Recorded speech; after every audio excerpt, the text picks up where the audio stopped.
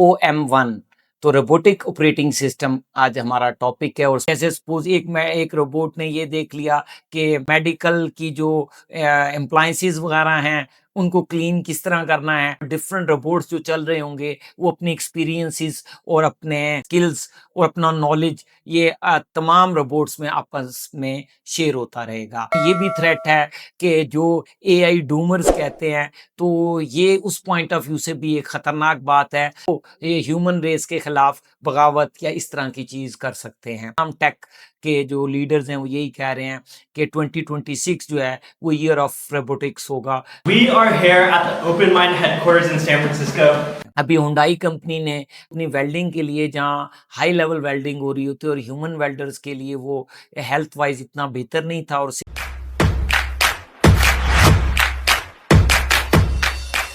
अस्सलाम वालेकुम। आज का हमारा टॉपिक है ओपन माइंड कंपनी है, उन्होंने एक नया ऑपरेटिंग सिस्टम लॉन्च किया है रोबोट्स के लिए OM1।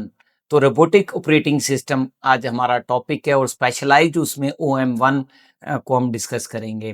तो ओपन माइंड बेसिकली एक सैन फ्रांसिस्को बेस्ड कंपनी है जो कि रोबोटिक्स के ऊपर वर्क कर रही है। और इनकी जो स्पेशलाइजेशन है, इन्होंने बेसिकली अभी रोबोटिक ऑपरेटिंग सिस्टम लॉन्च किया है जिसका नाम OM1 है।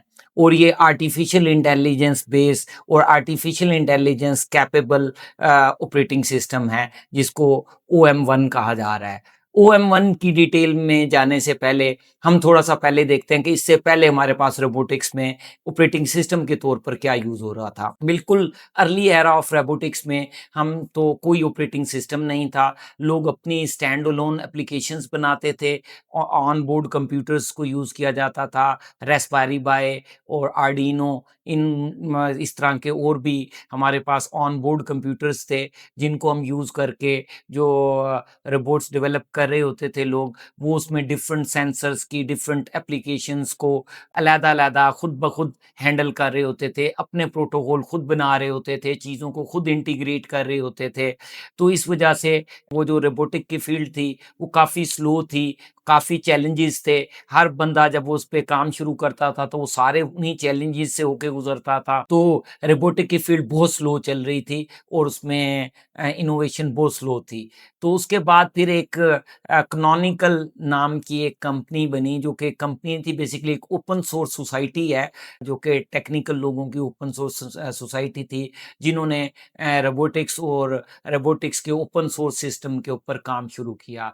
बल्कि इस कैनोनिकल कंपनी ने ही पहला रोबोट्स के लिए जो ऑपरेटिंग सिस्टम के लिए वर्क किया। तो जो जो यूबंटू बना बेसिकली ये कैनोनिकल कंपनी वही जो रोबोटिक्स की कंपनी है ओपन सोर्स, वो उन्हीं के अम्ब्रेला के अंदर बेसिकली यूबंटू बना। तो यूबंटू बेसिकली बना ही रोबोट कम्युनिटी ने, रोबोटिक्स कम्युनिटी ने डेवलप किया था। अच्छा, ये तो as a operating system Linux flavour के तौर पे यूज हो रहा था, मगर ये कोई स्पेशलाइज्ड ऑपरेटिंग सिस्टम नहीं था रोबोट्स के लिए। जस्ट एक लिनक्स का फ्लेवर था जो कि नॉर्मल डेस्कटॉप पीसीज में भी बहुत ज़्यादा यूज़ हुआ, लैपटॉप्स में भी यूज़ हुआ और डिफरेंट मशीन्स और रोबोट्स के अंदर भी जो कंप्यूटर यूज़ किए गए उनके अंदर ये हुआ।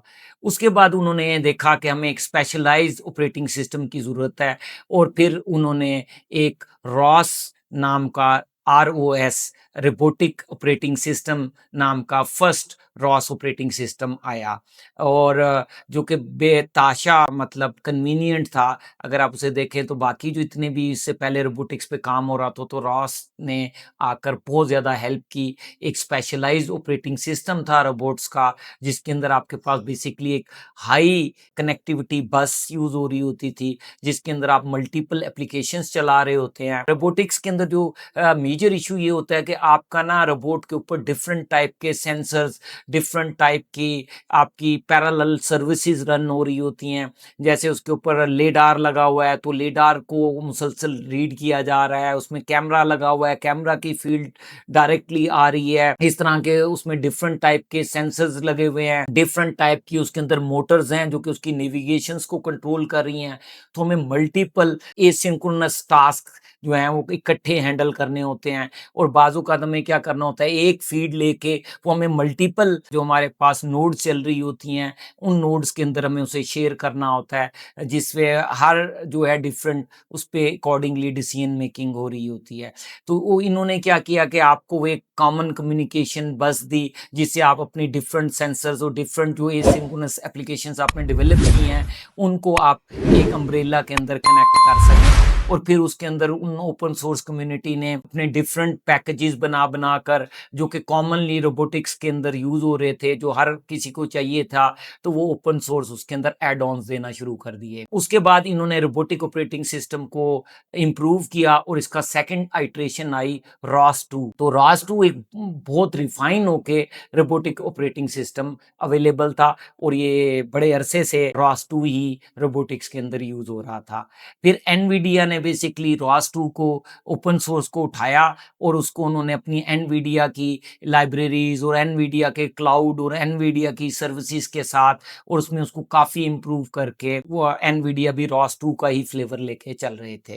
तो अभी तक जो लास्ट OM1 से पहले तक हमारे पास जो रोबोटिक ऑपरेटिंग सिस्टम चल रहा था वो रॉस 2 था। तो अब जो ये ओपन माइंड जो कि सैन फ्रांसिस्को बेस्ड स्टार्टअप है, कंपनी है, इन्होंने जब ये अपने रोबोटिक्स पे काम शुरू किया तो इन्होंने इस चीज़ को नोट किया कि जिस स्पीड से हमारी इंटेलिजेंस इंप्रूव हो रही है और जो हम फ्यूचर के अंदर फिजिकल एआई देख रहे हैं, यानी रोबोटिक्स की जो एआई है, इंटेलिजेंस है, तो उसके लिए इन्हें महसूस हुआ कि ये करंट रॉस 2 भी जो है वो इतना बेसिकली कंपैटिबल नहीं है जो मॉडर्न नीड्स के तहत।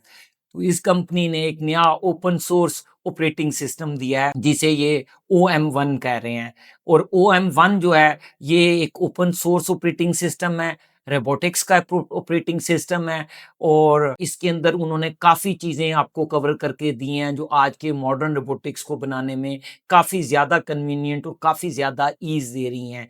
पहले इन्हीं काम को करने के लिए बहुत ज़्यादा टेक्निकल स्टाफ और टेक्निकल टीम रिक्वायर्ड थी। अब इन्होंने बिल्ट इन वो सारे काम जो आपको अक्सर करने पड़ते हैं वो आपको उसमें कर दिया है।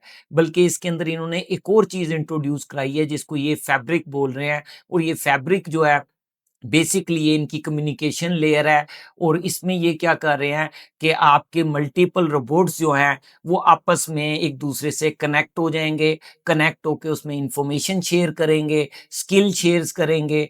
जैसे सपोज एक रोबोट ने ये देख लिया कि मेडिकल की जो एम्प्लायंसेस वगैरह हैं उनको क्लीन किस तरह करना है, तो वो दूसरे रोबोट को ये स्किल खुद ब खुद ट्रांसफ़र कर देगा, और वो बगैर स्किल सीखे उसके पास वो स्किल आ जाएगी। इस तरह डिफरेंट जगहों पर डिफरेंट रोबोट्स जो चल रहे होंगे वो अपनी एक्सपीरियंसेस और अपने स्किल्स और अपना नॉलेज ये तमाम रोबोट्स में आपस में शेयर होता रहेगा। तो ये फैब्रिक का काम है, ओपन कनेक्टिविटी दे रहे हैं विद इन रोबोटिक्स। तो ये रोबोट्स की जो कोलैबोरेटिव लर्निंग है उसे बहुत इम्प्रूव करेगा, उनका कोलैबोरेटिव वर्किंग को बहुत बेहतर करेगा।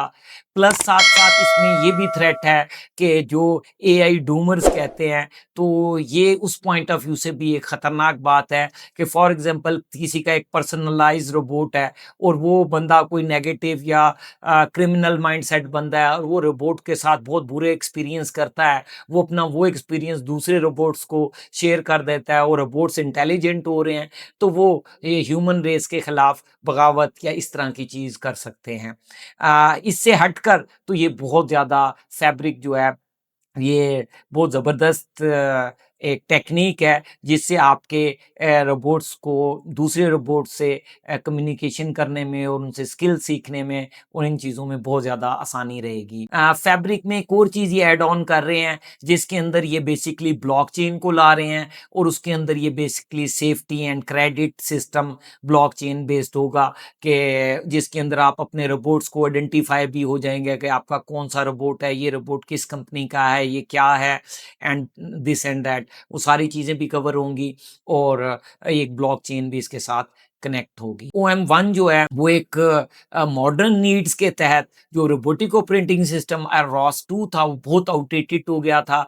अब इसके अंदर लार्ज लैंग्वेज मॉडल को इंटीग्रेट करना, लार्ज लैंग्वेज मॉडल को यूज़ करना, स्पेशली इन्होंने स्पेशलाइज्ड कंप्यूटर विजन के मॉडल दिए हैं जो कि रोबोट्स को डिफरेंट विजुअल इंफॉर्मेशन को एक्सट्रैक्ट करने के लिए यूज़ हो रहे हैं, ताकि वो नेविगेट कर रहा है तो वो विजुअली चीज़ों को देख के नेविगेट करेगा। तो बहुत पावरफुल और बहुत अमेजिंग ऑपरेटिंग सिस्टम आया है। बल्कि इन्होंने अभी अपनी एक राउंड के अंदर फंडिंग भी विन की है। इन्होंने $20 मिलियन की इनको रिसेंटली फंडिंग भी मिली है और अभी ये दुनिया की टॉप यूनिवर्सिटीज़ के अंदर अप्लाई कर रहे हैं कि इनके OM1 रोबोट को करिकुलम के तौर पर रोबोटिक्स जहाँ जहाँ यूज़ हो रही है वहाँ पढ़ाया भी जाए। अभी वो अंडर प्रोसीजर है। देखें फ्यूचर के अंदर ये OM1 जो है ये जहाँ जिन यूनिवर्सिटीज़ में रोबोटिक्स पढ़ाई जा रही है उनके करिकुलम का हिस्सा बनता है या नहीं बनता। फिलहाल तो ज़्यादा ये इंडस्ट्री के अंदर काफ़ी धूम मचाएगा। जैसे हम ऑलरेडी कह रहे हैं तो तमाम टेक के जो लीडर्स हैं वो यही कह रहे हैं कि 2026 जो है वो ईयर ऑफ रोबोटिक्स होगा। रोबोट्स का एक बहुत तेज़ी से रोबोटिक्स की फील्ड में इनोवेशन होगी, रोबोट्स आएंगे, इंडस्ट्रियल लेवल पे अवेलेबल होंगे। स्टिल अभी भी अवेलेबल है, मतलब मैं तो 26 में कह रहा हूँ कि बहुत ईजीली अवेलेबल होंगे। स्टिल अभी आप यूनिट्री कंपनी को देख लें तो यूनिट्री कंपनी का $5,800 के अंदर आपको मिनिमम रोबोट मिल रहा है, एक कंपेनियन रोबोट जो आपके लिए एक ह्यूमनॉइड रोबोट होगा। 5 फुट 5 इंच का मेरे ख्याल में वो रोबोट है या 5 फुट समथिंग का उन्होंने उसकी हाइट रखी हुई है। तो उनके भी डिफरेंट R1 है और डिफरेंट सीरीज हैं जो कि $5,800 से लेके $16,000 एंड डिफरेंट कैटेगरी के रोबोट्स हैं। और इसी तरह 1 2 3 और भी कई रोबोटिक्स की स्टार्टअप कंपनीज आ रही हैं जो कि बेसिकली इकोनॉमिकल रोबोट्स को डेवलप करने जा रही हैं। और अभी भी आप इसमें देख रहे होंगे कि ये OM1 का एक रोबोट है जो इनका एक डॉग रोबोट है। आप ज़रा इसका ये क्लिप देखिएगा। We are here at the OpenMind headquarters in San Francisco, and I'm here with Tars, our robot dog.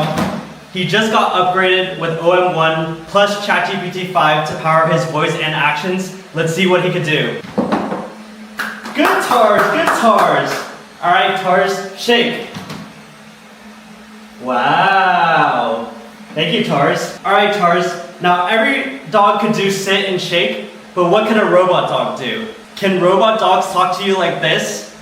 Tars, what do you see? I see a human male standing in front of me. Okay, Tars, now turn your humor setting to 100%. Confirmed. I see plenty of subjects for my robot colony. All right, जी, तो आपने ये देखा कि ये देखें कि किस level की इंटेलिजेंस राइट नाउ अवेलेबल है OM1 को यूज़ करते हुए, और इसमें उन्होंने GPT-5 को इंटीग्रेट किया हुआ है ताकि वो जो उससे ह्यूमन कम्युनिकेट कर रहा है उसके अंदर वो GPT-5 को यूज़ करते हुए देखें कितना इंटेलिजेंट चीज़ें जो है वो हो रही हैं। अभी हुंडई कंपनी ने अपनी जहाँ उनकी हैवी लेवल की वेल्डिंग होती है तो अपनी वेल्डिंग के लिए जहाँ हाई लेवल वेल्डिंग हो रही होती है और ह्यूमन वेल्डर्स के लिए वो हेल्थ वाइज इतना बेहतर नहीं था और सेफ्टी वाइज भी इतना बेहतर नहीं था, तो हुंडई ने वहाँ उन ह्यूमंस की जगह पर अपने रोबोट्स रिप्लेस कर दिए हैं। अब जो है उनकी मेगा लेवल की जो हो रही है उसके अंदर रोबोट्स वेल्डिंग कर रहे हैं, अब ह्यूमंस को वहाँ से हटा लिया गया है। तो ये एक इम्प्रूवमेंट थी, एक नई अपडेट थी रोबोटिक्स की फील्ड में। बहुत अरसे के बाद रोबोटिक्स का कोई ऑपरेटिंग सिस्टम आया है OM1, और मेरे ख्याल में ये रोबोटिक्स की इनोवेशन को बहुत तेज़ कर देगा और अब छोटी-छोटी कंपनीज़ भी बहुत अच्छे अपने रोबोटिक्स के स्टार्टअप्स ले पाएँगे। इंशाल्लाह इस तरह की और वीडियोज़ में आपके साथ मिलते रहेंगे। Wish you good luck. Allah हाफ़िज़।